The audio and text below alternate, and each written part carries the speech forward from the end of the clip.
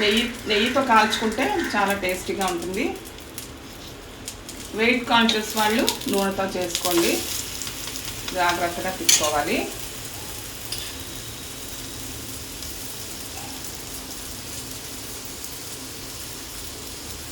ఎడ్జస్ట్లో కాలకుండా ఉంటుంది, పచ్చిగా ఉన్నట్టు అనిపిస్తుంది. అక్కడ నూనె కానీ నెయ్యి కానీ రాస్తే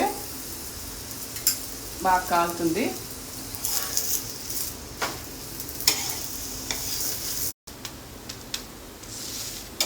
దీన్ని రెడీ అయిపోయింది రెండు వైపులా.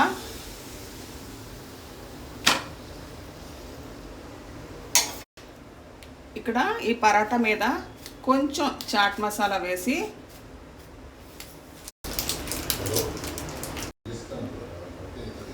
కొంచెం బటర్ వేసి ఉల్లిపాయల్లో ఉప్పు, కారం, పసుపు, చాట్ మసాలా, నిమ్మకాయ రసం వేసి కలిపి పెట్టుకున్నాను. దీన్ని పెరుగులో చక్కెర వేసుకొని తింటే సూపర్గా ఉంటుంది.